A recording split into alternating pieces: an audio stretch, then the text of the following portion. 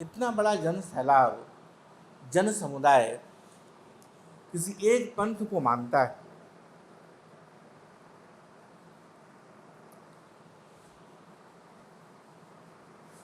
और इस कारण इस बात का महत्व और अधिक बढ़ जाती है कि आखिर वो जो मुकद्दस किताब है जिसके ऊपर इतना विशाल समुदाय अपने जीवन को समर्पित किए हुए, वो किताब वस्तुतः क्या कहती है। दो मुख्य किताब है इस्लाम पंथ में या इस्लाम धर्म में या इस्लाम दीन में या इस्लाम मजहब में, हम जो कहना चाहें। एक जो कुरान मजीद है, कुरान पाक, जिसके बारे में हम सभी इस बात को सुनते आए हैं। हम लोग देखेंगे इस पूरे यात्रा में कि वो कहाँ तक सत्य है या नहीं है, कि कुरान की जितनी आयतें हैं उसे किसी ने लिखा नहीं, उसे खुदा और अल्लाह ने किसी के माध्यम से मोहम्मद साहब तक पहुंचाया, जो माध्यम जबरील के रूप में कहते हैं। और ये एक दो दिन में नहीं, अनेक अनेक वर्षों में उनके ऊपर ये नाजिल होते रहा, आते रहा। उन सारे आयतों के संकलन को कहा गया कुरान। दूसरा, जो मोहम्मद साहब ने अपने जीवन में जैसी जैसी परिस्थितियां आई, उसमें जो उन्होंने अपने साथियों के द्वारा, अपने शिष्यों के द्वारा, अपने अनुयायियों के द्वारा पूछे गए प्रश्न का उत्तर दिया, जो विशेष परिस्थितियों में विशेष प्रकार से कार्य किया, उन सारे घटनाओं का संकलन किया गया, जिसे कहा गया हदीस। तो सबसे पहले पायदान पर, सबसे ऊंचाई पर रखा गया कुरान पाक को, क्योंकि वो इस बात को माना गया कि वो जो कुरान पाक है वो सीधे ईश्वर के द्वारा, खुदा के द्वारा, अल्लाह के द्वारा भेजा गया शब्द है, भेजा गया निर्देश है, भेजा गया ज्ञान है, भेजा गया आज्ञा है, जो भी कहें। दूसरे पायदान पर रखा गया हदीस को, क्योंकि वो मोहम्मद साहब जो इस बात को बता रहे थे कि अल्लाह, खुदा या ईश्वर ये बात हमारे मन में जो तुम्हें बता रहा है, उन्होंने अपने जीवन में अलग अलग परिस्थितियों में कैसा कार्य किया, उस आधार पर हम अपने जीवन को परिमार्जित करें, सुधारें और वैसा जिए। इसलिए वो दूसरे पायदान पर रखा गया हदीस। अब केवल दो ही किताबें थी। इन दो किताब से हमारे और तुम्हारे जीवन के समस्त समस्याओं का समाधान नहीं हो सकता था, क्योंकि परिस्थितियां इतनी ज़्यादा हैं कि आप किसी एक या दो किताब में उसको समेट नहीं सकते। हमेशा कोई ना कोई ऐसी विलक्षण परिस्थिति आपके सामने आएगी जिस परिस्थितियों का जिक्र कुरान पाक में या हदीस में नहीं होगा। इन परिस्थितियों को फिर कैसे हम निपटेंगे, कैसे उस समय हम कैसा व्यवहार करेंगे, इस बात को समझाने के लिए कुरान और हदीस के आधार पर अनेक विद्वानों ने, अनेक संतों ने अलग अलग भौगोलिक काल, अलग अलग भौगोलिक क्षेत्र में, अलग अलग कालखंडों में व्याख्याएं की कुरान की और हदीसों की। उससे अनेक ग्रंथ बनने प्रारंभ हुए और ऐसे करते करते हजारों, सैकड़ों की संख्या में हमें इस्लाम में ग्रंथ और पुस्तकें मिलती हैं, जो बताने का प्रयास करती हैं कि कुरान में क्या कहा गया, हदीस के अनुसार हमें क्या करना चाहिए। ये पिछले 1400 साल से ऐसा चला आ रहा है। हमारा और तुम्हारा दायित्व इसलिए और ज़्यादा बढ़ जाता है कि विश्व की सबसे बड़ी जनसंख्या जो दूसरे स्तर पर है। पहले पर है ईसाइयत, दूसरे पर है इस्लाम।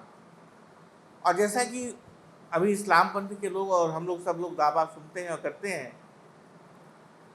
कि और तेजी से और बढ़ रहा है ये जो जनसंख्या है इस्लाम को मानने वालों की, तो फिर दायित्व बढ़ जाता है हम लोग का ज़्यादा कि हम लोग जो इसका सही अर्थ है कुरान का और हदीस का वो हम लोगों को बताएं, ताकि कुरान और हदीस के नाम पर कुछ ऐसे पाखंडी जो अपने वासनात्मक घृणित इच्छाओं की पूर्ति के लिए उसका दुरुपयोग ना कर सके।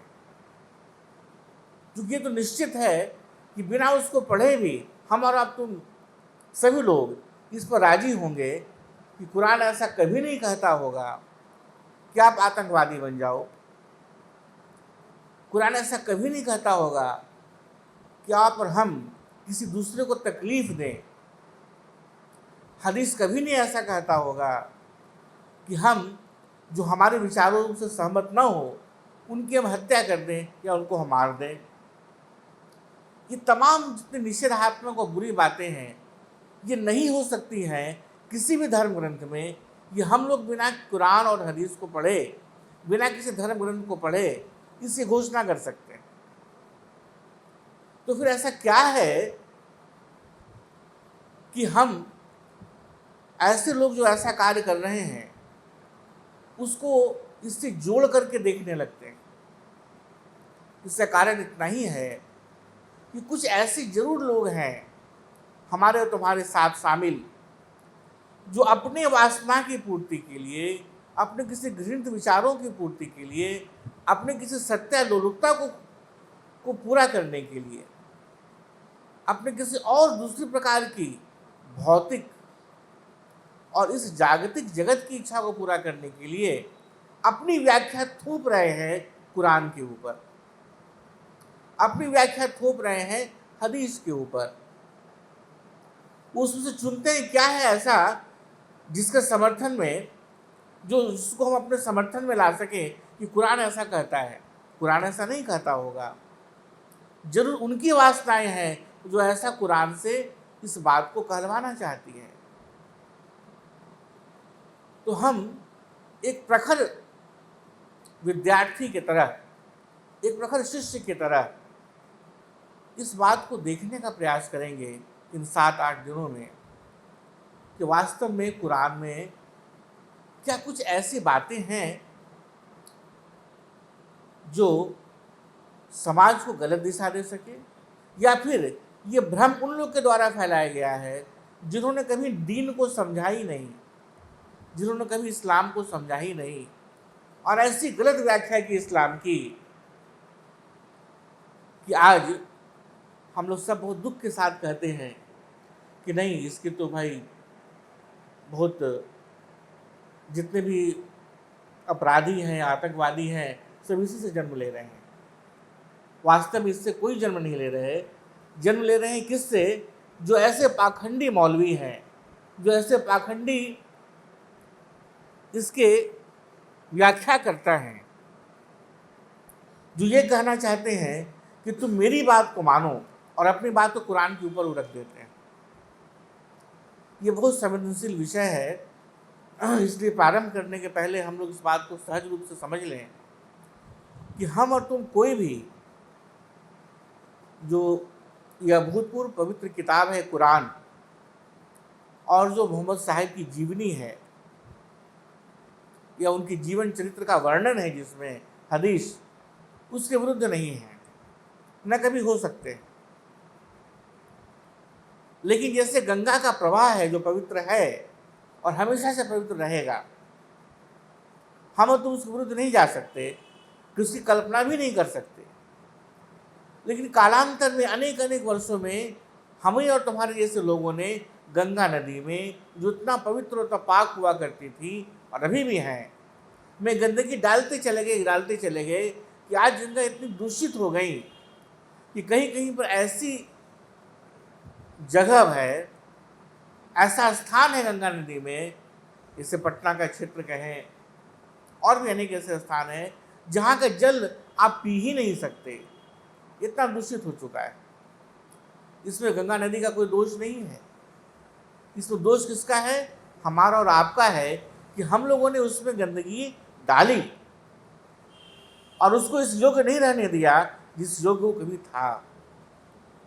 उसी प्रकार जो कुरान पाक है, जो हदीस है, वो गंगा की तरह, जमजम की तरह एक पवित्र प्रवाह है ज्ञान का, एक अभूतपूर्व आंदोलन है, अग्नि शिखा है ज्ञान का। लेकिन हमारे और तुम्हारे जैसे लोग अलग अलग कालखंडों में अपने ही वासनाओं की पूर्ति के लिए अपने मन की गंदगी को समझते हुए कि हम उसी को पूरा करेंगे, अपनी व्याख्याओं से उसमें गंदगी डालते चले गए और हमारी जिद हो गई कि जो हम व्याख्या कर रहे हैं वही सही है।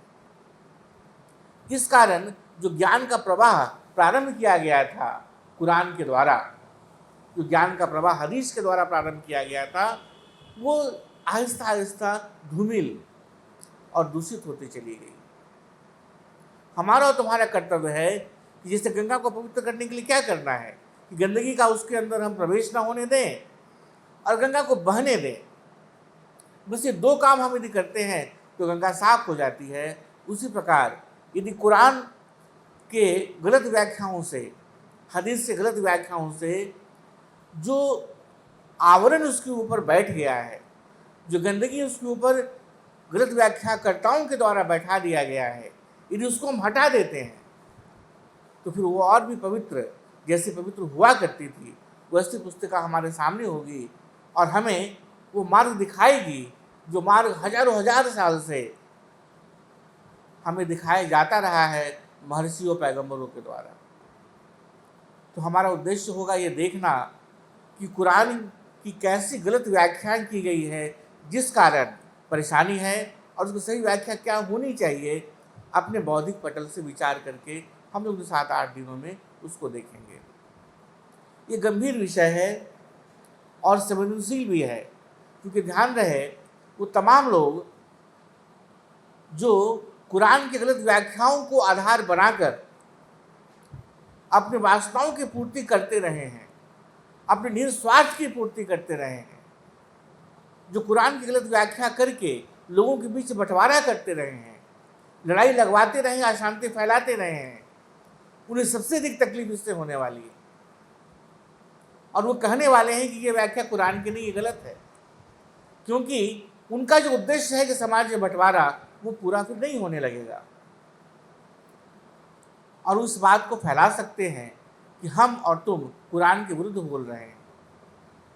लेकिन जो सुधी जन होंगे, जो बौद्धिक वर्ग होगा, वो निश्चित रूप से हमारे तुम्हारे साथ होगा, जो इस आंदोलन में शामिल होना चाहेंगे कि नहीं, कुरान का वो व्याख्या होनी चाहिए जो वास्तव में दीन की व्याख्या होनी ही चाहिए। जो बंटवारा, जो अशांति, जो युद्ध, जो अराजकता, जो हत्या और तमाम प्रकार के दोषों से मुक्त है, ऐसी व्याख्या ही हो सकती है किसी धर्म ग्रंथ की। यदि कोई व्याख्या ऐसा बताता है धर्म ग्रंथ को कि वो शोषक है, वो हत्या के लिए प्रेरित कर रहा है, वो आतंकवाद को पोषित कर रहा है, तो निश्चित रूप से ऐसी व्याख्या किसी धर्म ग्रंथ की नहीं हो सकती। ये हमारी और तुम्हारी जैसे वैसे लोगों की व्याख्या हो सकती है जो अपने किसी स्वार्थ के लिए उसका उपयोग करना चाहते हैं। ऐसे अनेक हम लोगों ने देखा है। इससे बहुत अच्छी किताब है, अभूतपूर्व किताब है भगवत गीता। लेकिन जब वही गीता किसी दुष्ट के हाथ में पड़ती है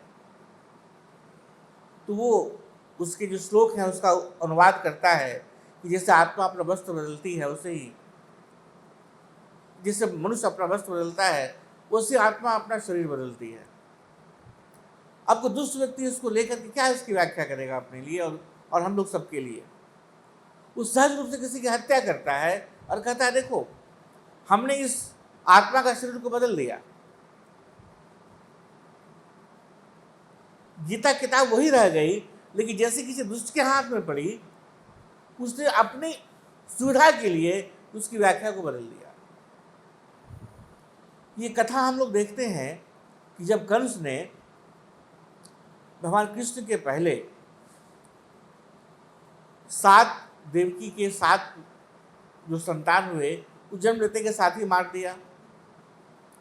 जब वो 8वां पुत्र कृष्ण के रूप में हो गए और उन्होंने कंस ने आज़ाद किया देवकी को और वासुदेव को कारागृह से, तो कंस पूरा प्रवचन देते हैं किसको? देवकी को और वासुदेव को। और जो गीता में भगवान कृष्ण ने अर्जुन को कहा है वो लगभग सारी बात वो बताते हैं। कंस बता रहा है देवकी को और वासुदेव को क्या कि आत्मा तो अमर है, हम तो मात्र माध्यम थे उन 6-7 बच्चों को मारने का। ये सब परमात्मा का ही किया हुआ है।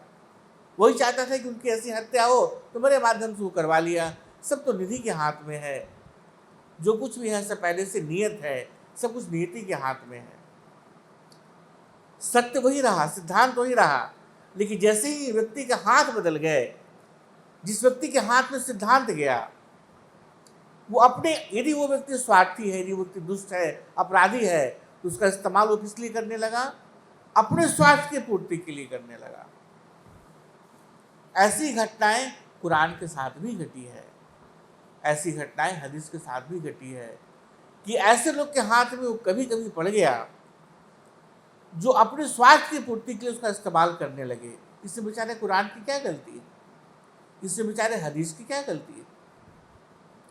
लेकिन उस कारण जो नुकसान उठाना पड़ा है जगत को, वो नुकसान आगे ना उठाना पड़े, इसके लिए हमको तुमको खड़ा होना होगा कहने के लिए कि तुम जो व्याख्या कर रहे हो ऐसा पाखंड से भरा हुआ, दोषपूर्ण और ऐसा जो जगत को बांटता है, काटता है, बर्बाद करता है, ऐसी व्याख्या नहीं चलेगी।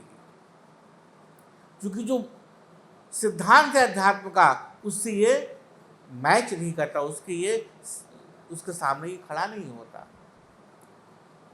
और इसके लिए पूरे समुदाय को, जनसमूह को सामने आना ही होगा। इस पावन उद्देश्य से हम कुरान को पढ़कर समझने का प्रयास करेंगे। एक गंभीर विषय है, थोड़ा सा गंभीर कक्षाएं होंगी इसमें, और एक प्रकार की अग्नि शिखा का प्रज्वलन है।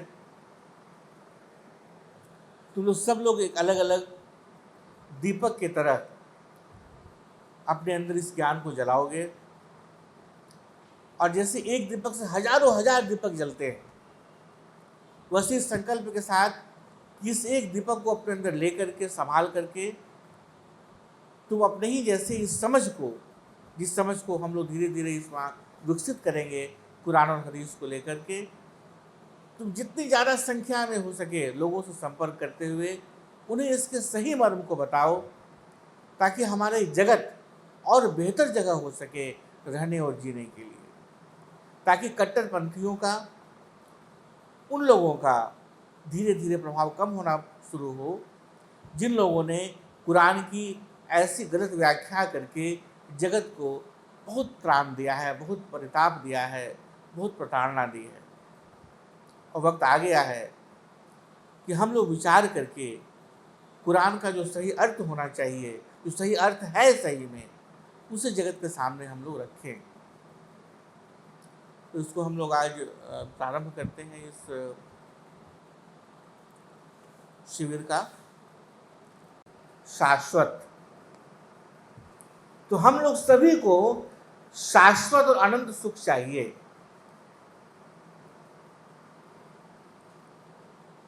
लेकिन हमें वो मिलता नहीं। क्यों नहीं मिलता? क्योंकि जहां हम उसको खोज रहे हैं उस जगह पर वो है ही नहीं। हम उससे कहाँ खोज रहे हैं? हम उसको जगत में खोज रहे हैं, जो जगत मुख्य रूप से 3 चीजों में है विभाजित। क्या क्या है? पदार्थ,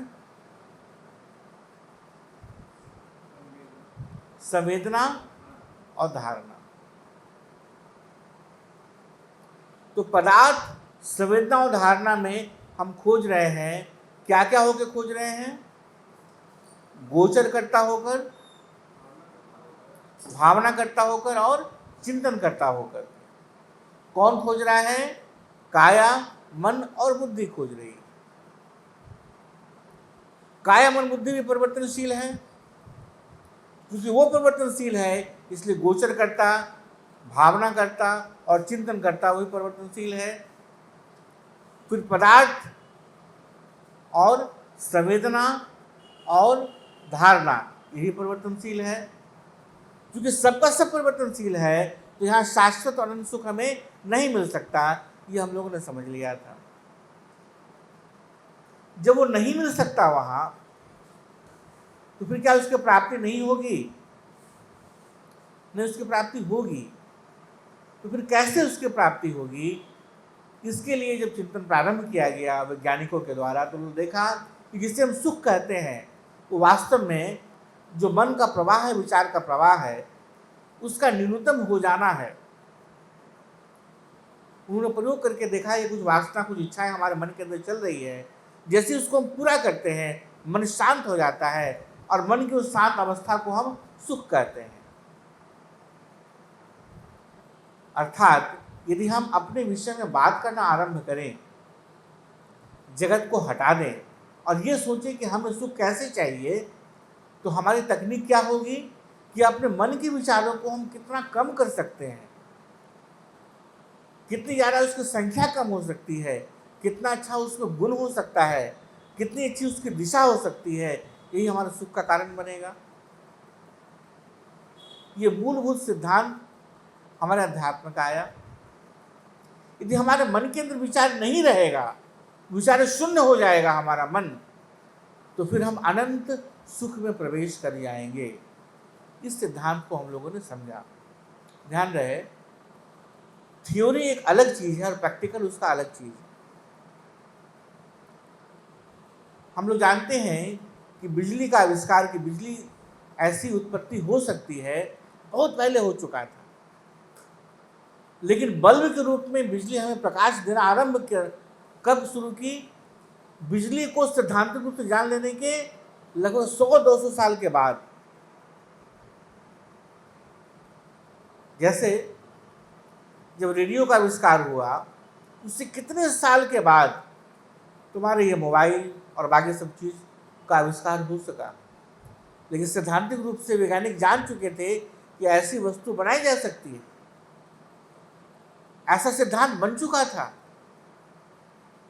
लेकिन उसे जीवन में लाने में वक्त लगा। उसी प्रकार जब इस सिद्धांत समझ में आ गया हमको तुमको, इसको जीवन में कैसे उतारें, इसके लिए उपाय बताया गया, तकनीकें बननी प्रारंभ हुई। तो पहला हम लोगों ने समझा इसमें क्या कि सिद्धांत क्या आया कि जितना कम से कम विचार हमारा होना शुरू होगा, उतना अधिक से अधिक हमें सुख मिलना आरंभ होगा। ये पहला सिद्धांत। ये एक भाग हुआ अध्यात्म का। दूसरा भाग, हमारे तुम्हारे अंदर प्रश्न आता है अक्सर कि हम कहां से आ गए, हमारी उत्पत्ति कैसे हुई, ब्रह्मांड की उत्पत्ति कैसे हुई। हम लोग इस पर विचार करके देखा कि ब्रह्मांड की उत्पत्ति कभी हुई नहीं और न कभी इसका विनाश होने वाला है। ये निरंतर परिवर्तनशील है, ये हमेशा से है और हमेशा ही रहेगा। जो पहले के हमारे डिस्कोर्सेस हैं, ध्यान होगा तुम्हें, क्योंकि काफ़ी लोग उसमें तुम लोग थे, यदि हम ये कहें कि नहीं बिग बैंग से इसका प्रारंभ हुआ था, तो बिग बैंग के पहले क्या था, इसका उत्तर वैज्ञानिकों के पास भी नहीं है। बिग बैंग के पहले कुछ तो होगा जहां से बिग बैंग शुरू हुआ। यदि हम कहते हैं कि इसको खुदा ने बनाया, ईश्वर ने बनाया जगत को, तो ईश्वर को किसने बनाया? इसलिए ये भी नहीं कह सकते कि ईश्वर बैठ के उसको बना करके नीचे हम लोग के पास जगत में फेंक रहा है। तो हम लोग ने था क्या समझा था, इसलिए अद्वितीय है, वो एक ही है। जब हम कहते हैं एक है, इसका मतलब कुछ भी नहीं संसार में ऐसा है जो कि ईश्वर के अंदर समाहित नहीं है, यानी ईश्वर का अति भाव हो गया, हर जगह उपस्थित है वो, उसके अलावा और कुछ भी नहीं। ये दूसरा सिद्धांत हो गया। जिसके लिए किसी धर्म ग्रंथ को पढ़ने की जरूरत नहीं है। ये मौलिक सिद्धांत है, सारा धर्म ग्रंथ इसी को बताएगा। जो धर्म ग्रंथ इसके विरुद्ध बताता है वो धर्म ग्रंथ हो ही नहीं सकता। ये धर्म ग्रंथ ये कहे कि नहीं, विचार को बढ़ाओ, खूब बढ़ाओ, जितना ज़्यादा विचार हो सकता है खूब बढ़ाओ, तरह तरह का विलासितापूर्ण जीवन जियो, तो भला वो धर्म ग्रंथ होगा। यदि धर्म ग्रंथ कुछ ऐसी व्याख्या करे जो बोले कि नहीं, ईश्वर एक नहीं 1000 है और सब अलग अलग तरह की दुनिया बना रहे हैं, इसका मतलब कुछ गड़बड़ी है।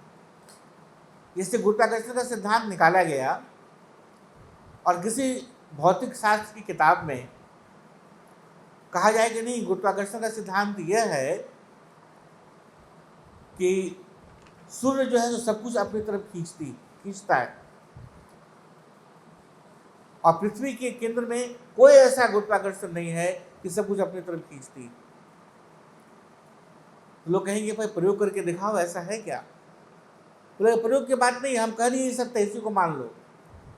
तो हम तुम क्या कहेंगे भैया, जो प्रायोगिक सत्य है जिसे उसको प्रयोग करके निकाला गया उसी को ना समझेंगे हम लोग, जब तक कि तुम उसके विपरीत सिद्ध न कर दो अपने किसी ज्ञान से, अपने किसी प्रयोग से, यही बातें रहेगी। उसी प्रकार जो अध्यात्म का मूलभूत सिद्धांत है, यदि उससे कुछ इतर बात, कुछ भिन्न बात हमें कहीं बताई जाती है तो हम ये तुम प्रश्न करेंगे कि भाई जरा बताइए कि आपकी इस प्रकार की व्याख्या का आधार क्या है। आपके ऐसे कहे जाने का कोई ना कोई तो होगा जिसके आधार पर खड़े होकर के आप कह रहे हैं ये सत्य है। यदि आपके पास कोई तर्क नहीं है, आपके पास कोई तकनीक नहीं है, कोई प्रयोग नहीं जो बता सके ये सत्य है, तो फिर हमें उसी को मानना पड़ेगा जो पहले से स्थापित सत्य है। ये सब हम लोग पहले से अपने मन के अंदर समझ लें कि ये सिद्धांत हो गया। अब इसके बाद हम लोग चलते हैं थोड़ी सी यात्रा के लिए कि आखिर इस्लाम के उदय के पहले किस प्रकार का भौगोलिक क्षेत्र, किस प्रकार का वातावरण, किस प्रकार का राजनीतिक परिदृश्य, किस प्रकार का सामाजिक परिदृश्य हुआ करता था। इसको क्यों समझना चाहते हैं हम लोग? क्योंकि हम लोगों ने पहले भी बातें की है कि जब जब धर्म की अवनति होती है, जब जब ऐसी स्थिति आती है कि धर्म के नाम पर वितंडा होने लगता है, धर्म के नाम पर शोषण होने लगता है, एक विशेष वर्ग उसका इस्तेमाल अपने हित पूर्ति के लिए करने लगते हैं, तब तब ऐसे ऐसे महापुरुषों का अलग अलग भौगोलिक क्षेत्र में आगमन होता है और वो धर्म को, दीन को एक नई दिशा देते हैं।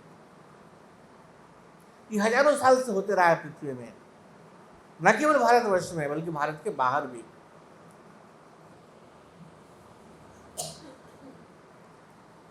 उसी प्रकार की घटना अरब देश में भी घटी, इसी प्रकार की घटना बाकी और देशों में भी घटी। वास्तव में जो देश का विभाजन है ये हमारा और तुम्हारा किया हुआ है।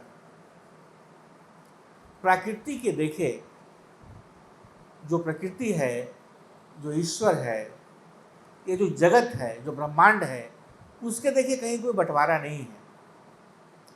पूरी की पूरी पृथ्वी उसका घर है। पृथ्वी तो छोड़िए, पूरा ब्रह्मांड ही उसका घर है। ये हम और तुम हैं जो उसे बांटते हैं। इसलिए ये नहीं कह सकते हम कि ये भाई भारत का धर्म है, ये देखो अरब का धर्म है, ये देखो यूरोप का धर्म है। नहीं, ये पूरे विश्व का धर्म है। हम जिस किसी धर्म की बात करते हैं वो पूरे विश्व के पटल पर उदित हुआ, भले किसी कोने में उदित हुआ हो और फिर किसी और रूप में कहीं और उदित होना प्रारंभ हुआ। हमें इस प्रकार से विचार करके देखना होगा। यदि हम लोग संकुचित होते जाएंगे तो फिर देश का विभाजन, फिर राज्य का विभाजन, फिर राज्य में जिला का विभाजन, फिर मोहल्ला का विभाजन, फिर घर का विभाजन, कहाँ तक करते जाएंगे विभाजन?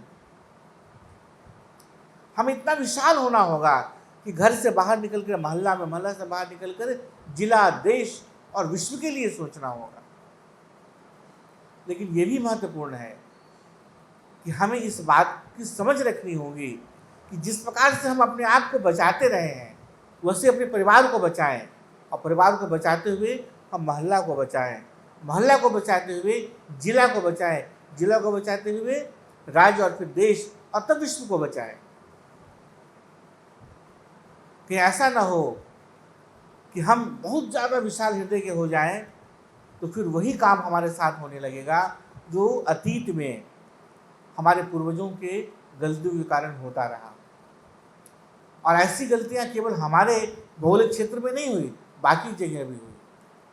तो कितना सामर्थ्यवान थे हम लोग कि हम लोगों ने विचार ही नहीं किया कभी कि हमारे ऊपर आक्रमण हो सकता है, या कोई आकर हमारे संस्कृति के इस उदात्त सिद्धांतों को, ज्ञान को नष्ट कर सकता है। कभी हम लोगों ने विचार ही नहीं किया। तो एक कालखंड आया जब बहुत बार हमारे ऊपर आक्रमण हुआ और धीरे धीरे हमारा जो संस्कृति थी, हमारा जो ज्ञान था, वो नष्ट होता चला गया। ये रहा एक समय,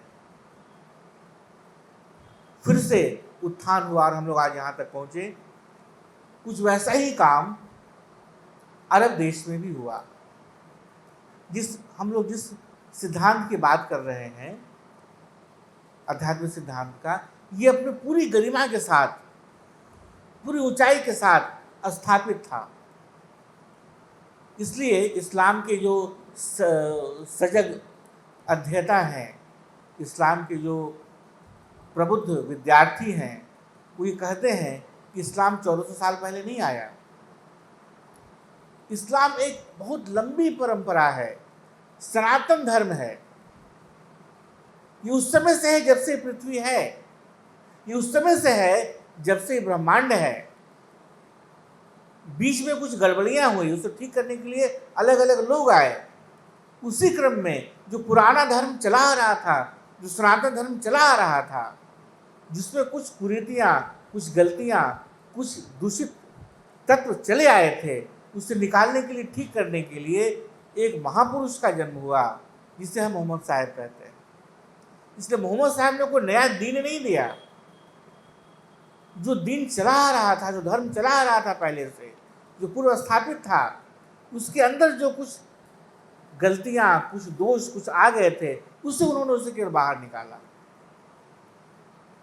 अर्थात मोहम्मद साहब के पहले वहाँ भी जो सनातन धर्म है, जो आध्यात्मिक ऊंचाई है ज्ञान की, वो उपस्थित था। इससे प्रबुद्ध वर्ग कभी इनकार नहीं करते। सीरिया एक ऐसा जगह था जहां बहुत सारे नबी आए। फिलिस्तीन, ईरान, इराक, ऐसे बहुत सारे स्थान थे। लेकिन कालांतर में बाहरी लोगों के आक्रमण से, ऐसे लोगों के आक्रमण से जो आक्रांता थे, वहाँ के अंदर जो ये उदात्त भावनाएं थी, जो उदात्त ज्ञान था, वो धीरे धीरे विलुप्त होता चला गया। और जब उसको बताने वाले लोग नहीं रहे, उसको अनुभव करने वाले लोग नहीं रहे, ब्रह्मनिष्ठ लोग नहीं रहे, ज्ञान को समझ के जीने वाले लोग नहीं रहे, तो केवल किताबी ज्ञान बच गया। वो ऐसा ज्ञान जो लिखा नहीं गया था कभी, जो उसमें लिखने की व्यवस्था ही नहीं थी। हमने तुमको बताया, तुमने किसी और को बताया, यही परंपरा चल रही थी। वैसी स्थिति में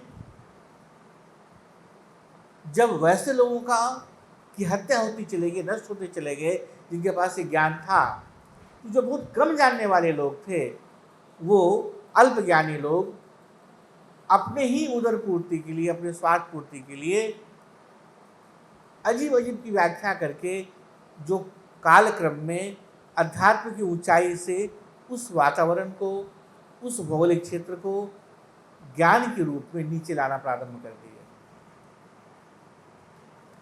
जैसे उदाहरण के लिए हम लोग जानते हैं, हम लोगों ने देखा, पढ़ा, समझा, अनेक क्लासेस भी हो गए कि जो ब्रह्म है वो निराकार है, जो ईश्वर है वो निराकार है, निर्गुण है। लेकिन हम यदि ध्यानस्थ होना चाहें, उसको समझाना चाहें, तो यदि हम निराकार भी बोलते हैं तो ये भी एक आकार है, यदि हम ये बोलते हैं कि वो निर्गुण है, तो ये भी एक तो गुण है कि वो निर्गुण है। यदि हम कहते हैं कि नहीं, उसके अलावा और कोई दूसरा नहीं है, तो जैसे हम कहते हैं उसके अलावा कोई दूसरा नहीं है, दूसरा के नहीं होने की अवस्था भी तो उसके होने की अवस्था है। इतर की अंतिम परिणति है। जैसे कोई वस्तु नहीं है, उसके नहीं होने की अवस्था भी उसके नहीं होने का अस्तित्व है। वो नहीं के रूप में तो विद्यमान है। थोड़ा कठिन लगता है समझने में। हम कहेंगे गिलास नहीं है, तो ये गिलास अपने नहीं होने के स्वरूप में तो विद्यमान है। आप उसको इतना ज्यादा भाववाचक संज्ञा है कि आप उसको जैसे ही बोलते हैं वैसे ही वो वस्तु रहती ही नहीं। सर्वपल्ली राधाकृष्ण कहा करते थे कि जैसे ही तुम कहते हो कि ब्रह्म, वैसे वो ब्रह्म नहीं रहता, वो ईश्वर हो जाता है। क्योंकि जैसे हम कहते हैं वो निर्गुण है, तो एक गुण तो उसमें डाल ही दिए। इतना कठिन है उसको कहना। फिर भी उसको बताने के लिए बहुत प्रकार का उपयोग किया गया, बहुत प्रकार के तरीकों का उपयोग किया गया। उसमें से एक तरीका था कि हमने तरह तरह की मूर्तियां बनाई। जैसे हम लिख कर के बता रहे हैं तुमको, बोल के बता रहे हैं तुमको कि वो निराकार है, उसी प्रकार वो निराकार है ये हम कैसे बता सकते हैं? हम पेंटिंग करके भी बता सकते हैं, चित्र बना के बता सकते हैं, मूर्ति बना के बता सकते हैं। तो हमने कैसा उसका रूप बनाया? हमने बनाया कि आकाश में कोई आकार नहीं है। आकाश का रंग कैसा है? नीला। तब हमने भगवान विष्णु को, भगवान कृष्ण को, भगवान राम को हम लोग कहा कि नीला है। वो क्यों नीला है? क्योंकि निर्गुण निराकार ब्रह्म है, उसका कोई आकार नहीं है, इसलिए हमने उनके शरीर को क्या कर दिया? नीला कर दिया। और वो ज्ञान का साक्षात प्रतिरूप है, इसलिए वो ज्ञान का स्वरूप क्या है कि आप जिस किसी परिस्थिति में रहे आप उससे अनासक्त रहते, असंग रहते हैं। जो ज्ञानी है वो कैसा होता है? उससे सर्प तो सिंह उग जाते हैं, ऐसा तो नहीं होता, या उसका पूंछ निकल जाता है या पंख लग जाता नहीं। चाहे जैसी परिस्थिति रहती है वो मस्त रहता है। जब कोयम्बटूर में हम लोग ने वहाँ पूरा क्लास किया था, पूरा धर्म सेवक का पूरा शिविर में हम लोग शामिल हुए थे, तो आज से बहुत छोटी थी, बहुत ज़्यादा छोटी थी। जब वहाँ से लौट रहे थे तो गुरुजी इसको बोले कि तुम क्या बताओगे, क्या सीख के जा रही हो? कि कुछ बोल नहीं पाई, तो गुरुजी ने कहा तो बोलना कि मैंने सीखा चाहे कुछ भी हो जाए मस्त रहो। ये मस्ती सीख के तुम यहाँ से जा रही हो। तो जो ज्ञानी है, जो उपलब्ध है, वो हर स्थिति में मस्त रहता है, मगन रहता है, अनासक्त रहता है, असंग रहता है। उसके अंदर कोई प्रकार का विक्षेप न दुख में न सुख में नहीं आता। तुम कमल के फूल को देखे हो, कीचड़ में वो जन्म लेता है, पानी में वो जन्म लेता है, लेकिन एक बूंद भी पानी का उसके ऊपर ठहरता नहीं। कीचड़ का एक अंश भी उसके ऊपर आता नहीं। उसके पत्ते के ऊपर यदि कभी पानी गिर गया तो तुरंत उसको नीचे गिरा देता है, ढलका देता है। अर्थात जो कमल का फूल है वो ज्ञानी या ज्ञान का साक्षात प्रतीक है। तो हमने क्या किया? भगवान विष्णु के एक हाथ में हम लोगों ने कमल का फूल को रख दिया, बताने के लिए जो निराकार है, उस संपूर्ण ज्ञान की मूर्ति है, वही ज्ञान देने वाला है। फिर उनके एक हाथ में हम लोगों ने कौन सा चक्र दिया? सुदर्शन, नाम से ही इंगित है कि तुम्हें एक ऐसा दर्शन देना जो अत्यंत श्रेष्ठ है, सुदर्शन देना। आखिर आध्यात्मिक जो चिंतन है वो तुम्हें क्या दे रहा है? जीवन को देखने की एक नई दृष्टि दे रहा है। जो ईश्वर है, जो निराकार है, वो सुदर्शन देगा। ऐसे करके हम लोगों ने भगवान विष्णु के रूप में उस निराकार जो तत्व है उसको हम लोगों ने बताने का प्रयास किया। ये अपने मन से हम नहीं बोल रहे हैं, ये विज्ञान है ईश्वर के रूप के संकेत का। आर्ट ऑफ गॉड सिम्बोलिज्म कहते हैं इसके अंदर। इसको जो बताने वाले जब लोग नहीं रहे, इसी प्रकार गणेश की मूर्ति, इसी प्रकार लक्ष्मी की मूर्ति, इसी प्रकार कृष्ण की मूर्ति, राम की मूर्ति, शिव की मूर्ति, माँ दुर्गा की मूर्ति, ऐसे बहुत सारे मूर्तियों का आविष्कार किया गया ये बताने के लिए कि जो निर्गुण निराकार है वो देखो ऐसे उसको हम सांकेतिक रूप से बता सकते हैं, उसको इंगित करता है वो। तुम दुर्गा सप्तशती तुम पढ़ के देखो, बार बार उसमें दोहराया गया है कि वो निर्गुण है, निराकार है, अद्वितीय है। जो वेदांतिक सत्य है उपनिषदों का वो पुनः पुनः दोहराया गया है उसमें। तुम विष्णु पुराण उठा के देखो, पद्म पुराण उठा के देखो, सब जगह तुमको वही मिलेगा। लेकिन जब उसको बताने वाले लोग नहीं रहे तो लोगों ने क्या किया कि मूर्ति से जो बताया जा रहा है उसको भूल गए और उन्होंने क्या किया, मूर्ति को ही पकड़ लिया कि बस यही भगवान है।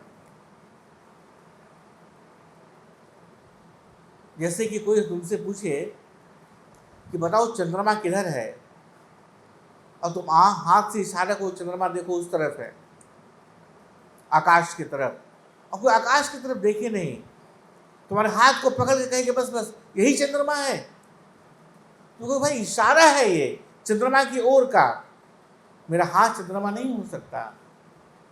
उसी तरह जो मूर्ति है, जो चित्र है, वो चित्र अपने आप में ईश्वर नहीं हो सकता, मूर्ति अपने आप में ईश्वर नहीं हो सकती। वो इशारा है परब्रह्म परमात्मा ब्रह्म की ओर। इस पर ध्यान केंद्रित करो, समझो कि जो निराकार निर्गुण है वो कैसा दिखता होगा, वो क्या होगा और कैसे तुम उसको उपलब्ध कर सको। ये पूरा विज्ञान था, ये बताने के लिए, लोगों को समझाने के लिए, अनुभव कराने के लिए कि जो सिद्धांत को हम बता रहे हैं तुम कैसे उसको प्राप्त कर सकते हो। ये पूरा विज्ञान था और अभी भी है। हमारा जितना भी मंदिर हुआ करता है भारतवर्ष में और भारत के बाहर, वो प्रयोगशालाएं थी। वो ऐसा स्थान था जहां अलग अलग तकनीकों के द्वारा 112 विधियां हुआ करती थी हमारे यहाँ ध्यान की, जिसका मात्र एक विधि लेकर के पूरा बौद्ध धर्म खड़ा हो गया, जिसकी एक विधि लेकर तुम्हारा पूरा इस्लाम खड़ा हो गया, हमारा और तुम्हारा। उसकी एक विधि लेकर के जरथुस्त्र का पूरा पारसी धर्म खड़ा हो गया। विश्वविद्यालय है हमारा सनातन, उस महत विश्वविद्यालय में जिन्हें बताने वाले लोग नहीं रहे कि मूर्ति का मतलब क्या है, तो लोगों ने क्या किया कि मूर्ति को ही पकड़ लिया, कहा कि मैं नहीं भगवान। जब मूर्ति को पकड़ेंगे और हम सेवाओं में बन जाएंगे तो फिर हमारी मूर्ति अच्छी कि तुम्हारी मूर्ति अच्छी, लड़ाई होना ही है। तो कुछ लोग एक प्रकार की मूर्ति के उपासक हो गए, तो दूसरे प्रकार के जो उपासक थे दूसरे मूर्ति के, वो बोले हमारी मूर्ति अच्छी तुम्हारी मूर्ति खराब, हमारे देवता अच्छा तुम्हारे देवता खराब, लड़ाई प्रारंभ हो गई। क्यों? क्योंकि हर एक मूर्ति ब्रह्म को निर्देशित करता है, एक ही ईश्वर को बताता है। ये बताने वाले लोग लुप्त होते चले गए, किसी भी कारण से हुए होंगे, ये हमें ज्ञात नहीं। या तो उन्हें नष्ट कर दिया गया आक्रांताओं के द्वारा या किसी कारण से। ये घटना भारत के भौगोलिक क्षेत्र में नहीं घटी, बहुत ज़्यादा यहाँ भी घटी है, इसलिए भगवान बुद्ध आए उसको ठीक किए, फिर आदि गुरु शंकराचार्य आए उसको ठीक किए। ये परंपरा चलती रही है। ये यूरोप की तरफ, अरब की तरफ, सीरिया की तरफ, ईरान इराक की तरफ ये घटनाएं बहुत ज़बरदस्त प्रकार से घटी कि वो मूर्ति को ही भगवान समझ लिए, मूर्ति किसकी ओर इंगित करती है, ये भुला दिया गया। जब ऐसा हुआ तो हर एक कबीला का एक अलग देवता, हर एक समुदाय का एक अलग देवता, और जो एक कबीला का देवता है उस कबीला के लोग कहें कि भाई हमारे देवता श्रेष्ठ, कुछ अपमान करोगे तो लड़ेंगे हम तुमसे। ये भूल गए कि जितने भी देवता हैं वो वास्तव में अलग अलग नहीं हैं, वो सारे देवताएं प्रतीक हैं एक ही परमात्मा के।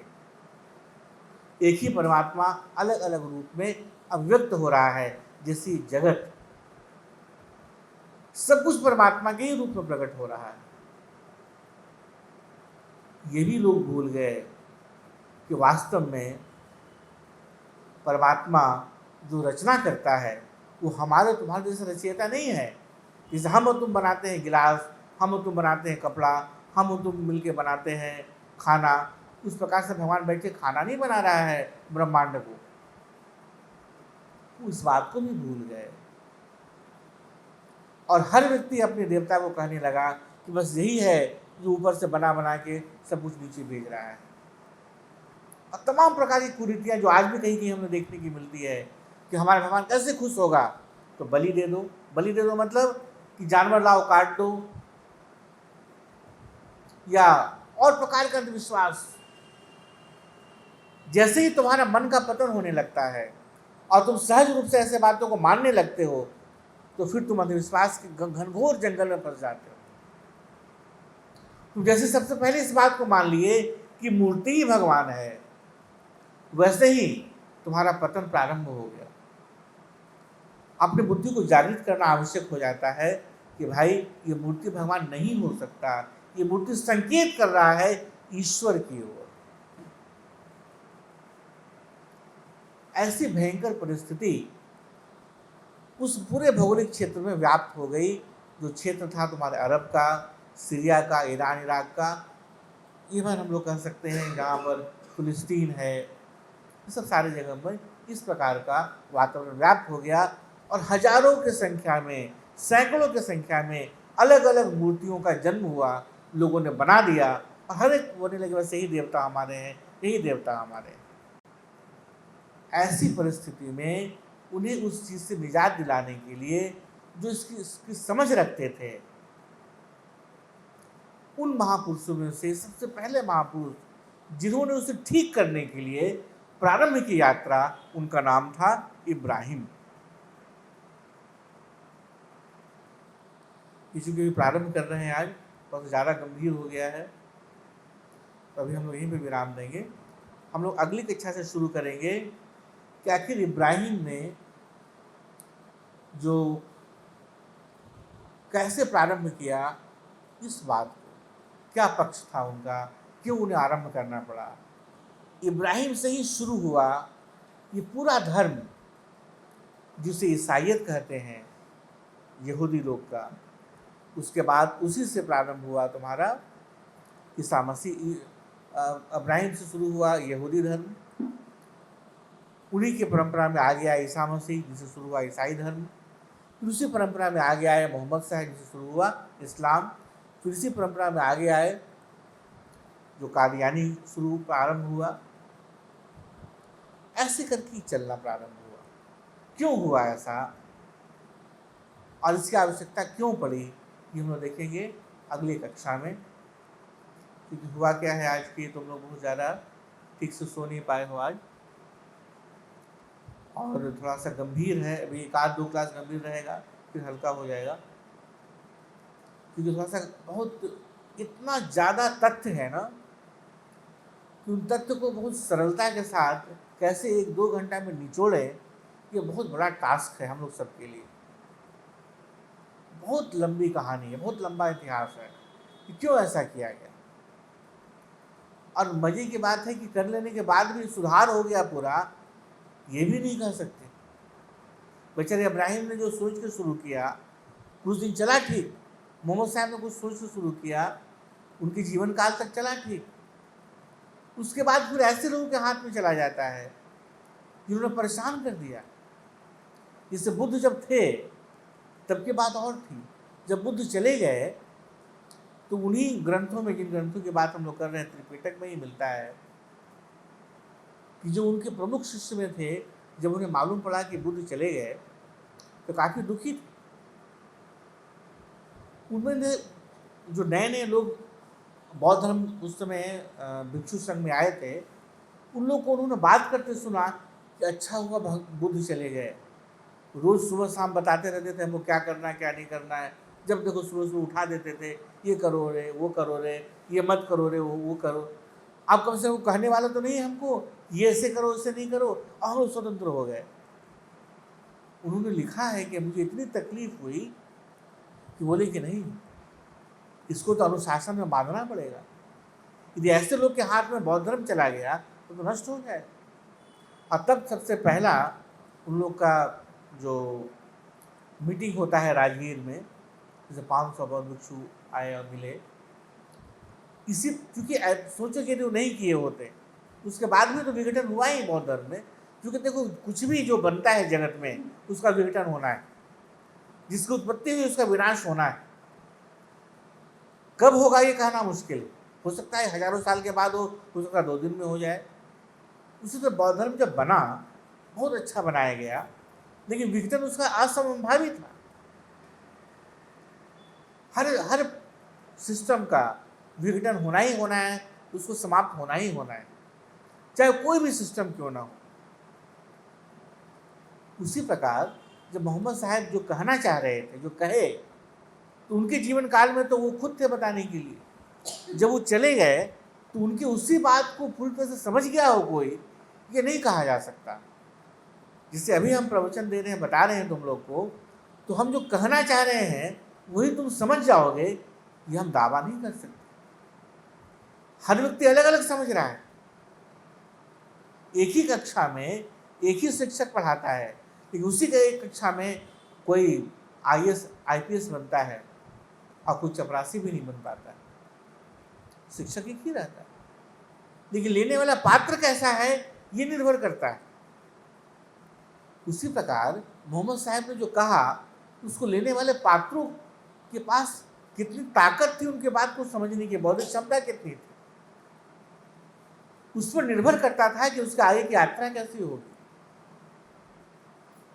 ये दुर्भाग्य हमारे हर महापुरुष के साथ रहा, चाहे वो भगवान बुद्ध हो, चाहे वो आदि गुरु शंकराचार्य हो, चाहे गुरुदेव हो, तो हम लोग के साथ ही रहा है। विवेकानंद हो, चाहे सूफी की पूरी परंपरा हो, हर जगह ये रहा है समस्या।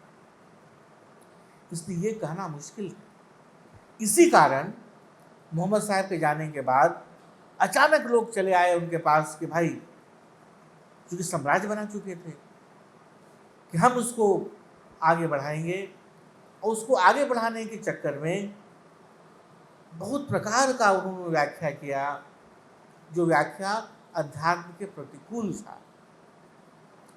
मोहम्मद साहब के दृष्टि के, उनके बताए गए रास्ते के प्रतिकूल था।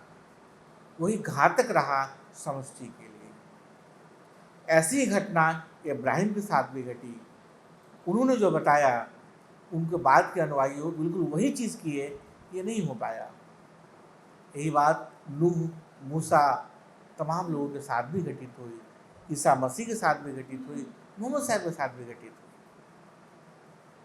हमें देखना है आज की तारीख में कि आखिर ऐसा क्या था जो गलत व्याख्या के रूप में लोगों ने इसमें जोड़ना आरंभ कर दिया। यही हमारा मूल उद्देश्य है, समष्टि को बताने का, जगत को बताने का। क्योंकि ध्यान रहे, एक लाइन था ना जो बहुत प्रसिद्ध है हम लोग के बीच में, फ़कत अपना समझकर तुम उन्हें तकसीम न करना। फ़कत अपना समझकर तुम उन्हें तकसीम न करना। मोहम्मद जितने तुम्हारे हैं, मोहम्मद उतने हमारे हैं। यदि कोई ये कहता है कि हम तो किसी मुस्लिम घर में उत्पन्न नहीं हुए, इसलिए आपको बोलने का अधिकार नहीं है, हमारा और तुम्हारा सिर्फ यही प्रश्न होगा कि मोहम्मद साहब क्या किसी मुस्लिम के घर में पैदा हुए थे? और जिन लोगों ने सबसे पहले इस्लाम को कबूल किया था, खदीजा, क्या वो किसी मुस्लिम के घर में उत्पन्न हुई थी? नहीं हुई थी। केवल हम किसी मुस्लिम हो जाने से हम अधिकारी हो जाते हैं इस्लाम पर बोलने के लिए, ऐसा नहीं है। और ना ठीक इसका विपरीत है कि हम यदि किसी मुस्लिम के घर में उत्पन्न नहीं हुए हैं तो उसको नहीं बोल सकते हैं। हमें मोहम्मद से भी उतना ही प्रेम है जितना बुद्ध और महावीर से है, जितना कृष्ण और लाओ त्सो से है, जितना कन्फ्यूशियस और राम से है, जितना जरथुस्ट और गुरु नानक देव से है।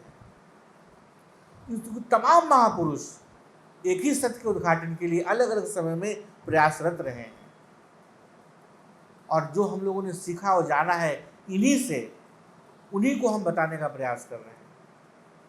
इसलिए यदि हम मुस्लिम नहीं भी हैं बाय बर्थ, तो ईमान से और अपने चरित्र से हम लोग मुस्लिमों से ज़्यादा मुस्लिम हैं, हिंदुओं से ज़्यादा हिंदू हैं, ईसाइयों से ज़्यादा ईसाई हैं, जैनों से ज़्यादा जैन हैं, सिखों से ज़्यादा सिख हैं, और पारसी से ज़्यादा पारसी हैं, बौद्धों से ज़्यादा बौद्धि।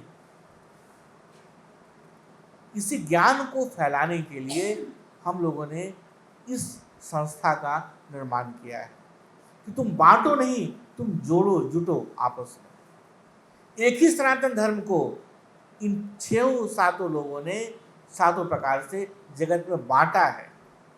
ज्ञान एक ही है, आपने अलग अलग रास्ते से उसे बांटने का प्रयास किया है। तो तुम इसे बांटो नहीं, ज्ञान को पकड़ो। जैसे चंद्रमा को देखो, अंगुली को नहीं पकड़ो। जैसे ईश्वर को पकड़ो, मूर्ति को नहीं पकड़ो। मूर्ति सिर्फ इशारा है। उसी प्रकार पंथ को नहीं पकड़ें, धर्म के अलग अलग जो विभाजन हुए हैं उसको नहीं पकड़ें। धर्म विभाजन हो नहीं सकता, लेकिन मजबूरी होती है, पंथ को कभी कभी हमें धर्म बोलना पड़ता है। हमें पकड़ना है ज्ञान के मूल तत्व